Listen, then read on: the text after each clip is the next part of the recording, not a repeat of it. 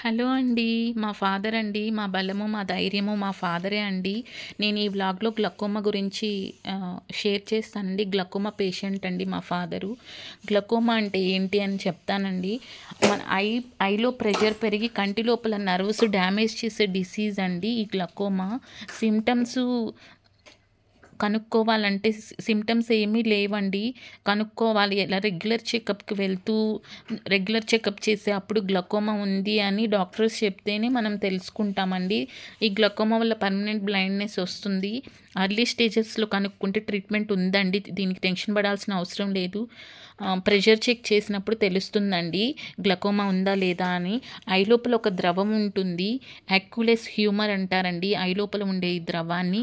కంటి లోపల ఒక నీరు ఉంటుంది కదండీ! అది ఏడ్చినప్పుడు వస్తుంది కదండీ! కన్నీరు అది వేరండి. దానికి దీనికి సంబంధం లేదు. కంటి లోపల క్లియర్‌గా ఒక ఫ్లూయిడ్ ఉంటుంది. ఆ ఫ్లూయిడ్ కంటి టిష్యూస్‌కి ఫుడ్ ఇస్తూ ఉంటుందండి.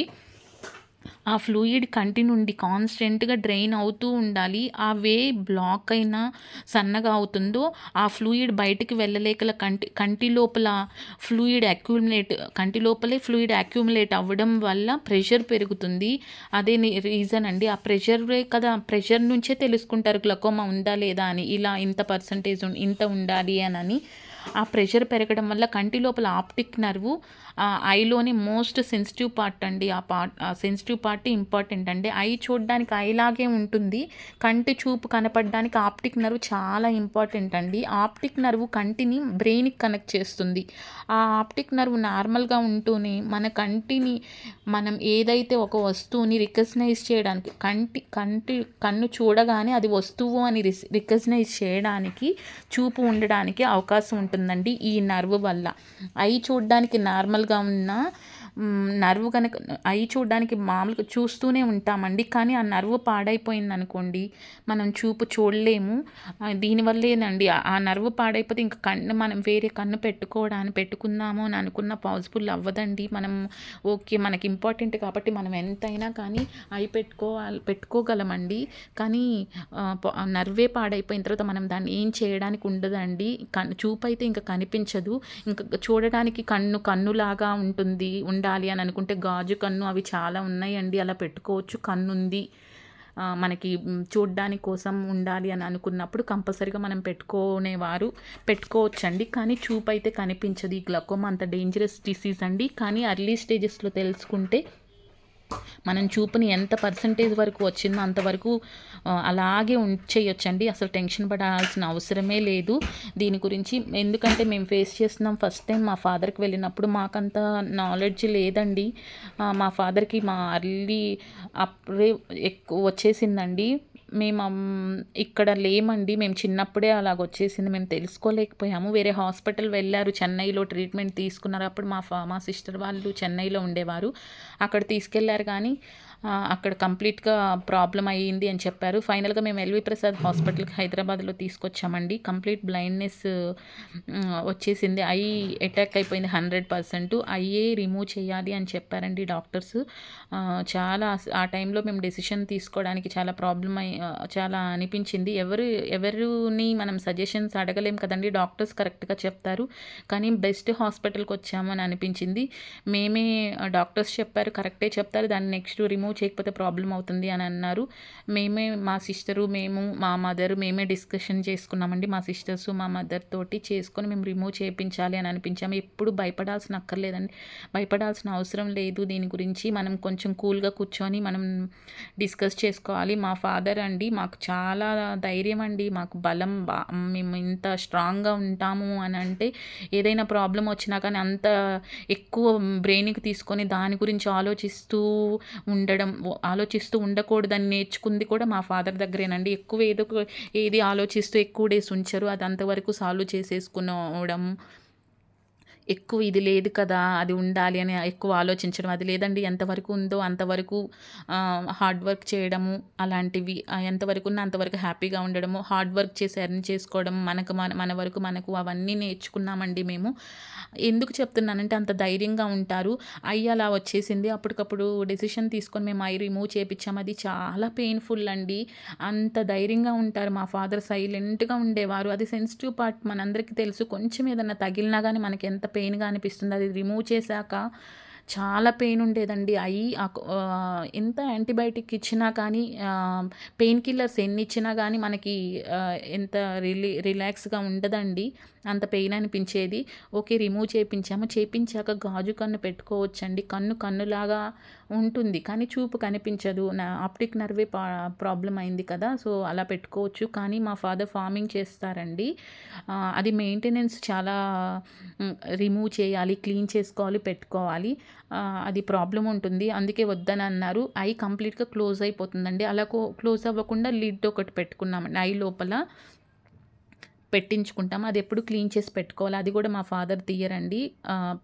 హాస్పిటల్ వచ్చినప్పుడే మేము రిమూవ్ చేసి పెడతాం. దగ్గరలో ఉన్న హాస్పిటల్‌కి వెళ్తే వాళ్ళకి తీయడానికి కూడా రాలేదు. అంత రిస్క్ మనము ఈజీ అండి. మేమైతే పెట్టొచ్చు. చూసాము డాక్టర్ గారు తీసి పెట్టరు. పక్కన హెల్పర్స్ వేరే వాళ్ళు ఉంటారండి. ఎల్వి ప్రసాద్ హాస్పిటల్‌కి వెళ్ళే వారికి తెలుసు. డాక్టర్స్ సెపరేట్ ట్రీట్మెంట్ ఇస్తారు. ఆ సైడ్ అందరూ ఉంటారు కాబట్టి వాళ్ళు కూడా జూనియర్ డాక్టర్స్ వాళ్ళు క్లీన్ చేసి పెడతారు. న్యూది కూడా ఇస్తారండి. అది మనకి ఒకసారి చూడండి మీరే పెట్టుకోవచ్చు అని చెప్తాను. మేము పెట్టగలం గానీ హోమ్ టౌన్‌లో ఉంటారండి మా ఫాదర్ అండి చూసారా ఈ ఐకి అటాక్ అయిందండి. అటాక్ అయింది కానీ ప్రాబ్లమ్ ఏం లేదు. ఎంతవరకు అటాక్ అయిందో ఈ 13 ఇయర్స్ నుండి ఒక ఐ తీసాక అప్పుడు ఎంత అటాక్ అయిందో అప్పటి నుంచి ఇప్పటికి కాన్స్టెంట్‌గా అలాగే ఉంది. ఎలా ఉంది అంటే డ్రాప్స్ ఇస్తారండి. ఆ డ్రాప్స్ మనం యూజ్ చేస్తూ ఉండాలి. ఆ ఐ తీసిన దానికి కొంచెం డ్రాప్స్ ఉంటాయి. అవి మనం నీట్‌గా క్లీన్ చేసుకుంటూ ఉండాలండి. హాట్ వాటర్ తోటి రిమూవ్ చేసిన ఐకి కొంచెం వాటర్ బయటకొచ్చేస్తూ ఉంటాయి. ఇన్ఫెక్ట్ అవుతుంది క్లీన్‌గా పెట్టుకోకపోతే. అలా క్లీన్ చేసుకుంటూ ఉండాలి. వర్క్ చేయొచ్చు, చేయకూడదు అనేదాన్ని జాగ్రత్తగా ఉండండి. స్పెట్స్ యూజ్ చేసి ఒక ఐయే ఉంటుంది కదండీ! మనం సైడ్‌కి చూడడానికి కూడా ఇలా తిరిగి చూడాలి. జాగ్రత్తగా ఉండాలి అని చెప్తారు. మా ఫాదర్ అయితే ఫార్మింగ్ చేస్తారు. ఔట్ సైడ్ అన్ని వర్క్స్ మా ఫాదరే చూసుకుంటారండి. మేము మా మా ఫాదరే పేషెంట్ కాబట్టి 13 ఇయర్స్ మేమే చూస్తూ ఉన్నాం కదండీ! మా ఫాదర్ గురించి నేను చెప్తాను. ఇలా పేషెంట్ అలాగేమి ఉండరండి. నార్మల్ వారికంటే ఎక్కువ వర్క్ చేస్తారు. ఇంకా ఎక్కువ వర్క్ చేస్తారు. మొత్తం ఫార్మింగ్‌లో చేసేవి మావి కూడా మా ఫాదరే చూస్తారు కాబట్టి మాకు ఎర్న్ చేసి ఎలా పెడితే ఏ వేలో పెట్టాలి అనేది కూడా అదంతా చూస్తారు. హాస్పిటల్‌కొచ్చే అంటే వర్క్ చేస్తారు అని పేషెంట్ ఉన్నప్పుడు మనం ఇలాగే రెస్ట్ తీసుకొని ఉండాలి అని డౌట్ వస్తుంది కదండీ! డాక్టర్స్ చెప్తారు అలాగే ఉండాలని మేము చెప్తాం. మా ఫాదర్‌కి ఎందుకు నాన్న చేయాల్సిన అవసరం లేదు అని చెప్తాము. చూసారండి అలా పేషెంట్‌కి రెడ్ ట్యాగ్ ఏస్తారు. అటెండెంట్‌కి బ్లూ ట్యాగ్ ఏస్తారు. కానీ 1 మెంబర్‌నే అలౌ చేస్తారండి. మేము అలా చెప్తాం. అలా చేయకుండా ఏమి ఉండరండి. చేస్తూనే ఉంటారు. మనకి చూసారా చెక్ ఇన్ చేశారు. ఇలా ఇచ్చారు. 12:50కి ఉందండి. బిఫోర్ హాఫ్ అన్ అవరే మనం వచ్చేసి ఉండాలి హాస్పిటల్‌కి. ఎందుకంటే పేషెంట్స్ కొంచెం అర్లీగా అయిపోతే మనం పేషెంట్ ఎవరుంటారో వారిని తీసుకెళ్ళి చెకప్ చేస్తారు. అలా చేస్తూనే ఉంటారండి. నైట్ బస్సు ఉన్నా కానీ ఆ డే అంతా వర్క్ చేస్తూ నైట్ వచ్చేసారండి మా ఫాదరు. అందుకే వెళ్తూ ఉంటే కొంచెం అలా రిలాక్స్‌గా అలా ఐస్ క్లోజ్ చేసుకొని అలా ఉన్నారండి. హాస్పిటల్‌కి వెళ్ళాలంటే ఎవరికైనా అలా హోమ్ టౌన్స్‌లో ఉండి ఇక్కడ రావాలంటే మా ఫాదర్‌కి హెల్త్ గాడ్ గ్రేస్ వల్ల అంతా హెల్త్ బావుండాలండి. ఇలాంటివి అస్సలు బేర్ చేయలేరు. హెల్త్ ఇష్యూస్ వస్తే అంటే ఎక్కువ వర్క్ చేస్తూ ఉండేవారు. ఒకరోజు వచ్చి ఇలా కూర్చొని హాస్పిటల్‌లో వెయిటింగ్ చేసి అలా ఉండలేరు అని అనిపించిందండి. ఇలా హాస్పిటల్‌కెళ్ళాము. కానీ ఒకటి చెప్తానండి. ఇదే గ్లకోమా బ్లాక్ అండి. చూసారా గ్లకోమా చికిత్స అని రాసుంది. థర్డ్ ఫ్లోర్‌లో ఉంటుందండి. సో, అందుకే ఏ డిసీజెస్ రాకూడదు. ఎప్పుడు హార్డ్ వర్క్ చేస్తూ అలా ఉండేవారు. ఇలా కూర్చొని కొంతసేపు చూపించుకొని అలా వెళ్ళడానికి అంత చేయరండి. మెయిన్ నేను ఇది కూడా చెప్తానండి. చూసారా అక్కడొచ్చి ముందు డాక్టర్ గారు చూడరండి. బిఫోర్ 2, 3 మెంబర్స్ జూనియర్ డాక్టర్స్ చూస్తారు. తర్వాత డాక్టర్ గారి దగ్గరికి వెళ్తాము. అక్కడ చూసారా అనౌన్స్ చేస్తూ ఉంటారు. అక్కడ మైక్ ఉంటుందండి ఔట్ సైడ్. అక్కడ కూడా అనౌన్స్ చేస్తారు. లేకపోతే లోపలికొచ్చి ఇలా 2, 3 టైమ్స్ పిలుస్తూ ఉంటారు. నేను క్యాబ్ బుక్ చేసుకొనే వెళ్ళామండి. ఎందుకంటే ఒకరే వెళ్ళాలి పేషెంట్ తోటి. పేషెంట్ ఇప్పుడు మనం ఉన్న హైదరాబాద్ ట్రాఫిక్‌లో మనకు అలవాటు పడిపోయి ఉంటామండి. మైండ్‌లో ఇంకా సెట్ చేసేసుకుంటాం. ఓకే. ఇక్కడ సిగ్నల్ ఉంటుంది. ఇంతసేపు వెయిటింగ్ ఉంటుంది. ట్రాఫిక్ ఇలా ఉంటుంది అనని. మన డ్రైవింగ్‌లో వెళ్ళడానికి కూడా వెళ్ళొచ్చండి. కానీ అక్కడ కొంచెం భయమని అనిపిస్తుంది. ఎవరికైనా వాళ్ళ డాటర్స్, సన్స్ కొంచెం అలవాటు లేకుండా జాగ్రత్త ఎక్కువ ఉంటుంది కదండీ! ఏ పేరెంట్స్‌కైనా. ఈ ట్రాఫిక్‌లో మనకు తెలుసు ఇక్కడ ఎలా ఉంటుంది. ఒక వెహికల్ వెనక ఒక వెహికల్ వస్తుంది కదా! అలా ఏమైపోతుందా అని టెన్షన్ ఉంటారు. అంత టెన్షన్‌గా తీసుకెళ్లాల్సిన అవసరం లేదు అని అనిపించింది. కూల్‌గా తీసుకొని వెళ్ళాలండి. హాస్పిటల్‌కి వెళ్తున్నాం. ఎలా వెళ్తున్నాయి వెనక్కి కూర్చున్నా కానీ చూస్తూనే ఉంటారు కదండీ! ఓకే. మన హోమ్ టౌన్స్‌లో అక్కడ వెళ్ళడం వేరు. అలా వెళ్ళిపోతూ ఉంటే మనకేం రావు. ఇక్కడ డ్రైవింగ్ వేరుగా ఉంటుంది. మన సిటీ డ్రైవింగ్ అందరికి తెలుసు. సో, అందుకోసమేనండి ఎవరైనా ఇలా తీసుకెళ్ళడం బెస్ట్ అని నా సజెషన్ అండి. నేను ఇలాగే అనుకుంటున్నా. క్యాబ్‌లో బుక్ చేసుకొని వెళ్ళామనుకోండి వాళ్ళు చేస్తారు. మనం వెళ్ళిపోవచ్చు అని అనిపించింది. సో, అందుకేనండి నేను అలాగే తీసుకొని వెళ్ళాను మా ఫాదర్‌ని. ఈ చెకప్ చేశారండి. ఫస్ట్ ప్రెషర్ చెక్ చేశారు. ప్రెషర్ చెక్ చేశాక 14 ఉంది. బావుంది అని చెప్పారు.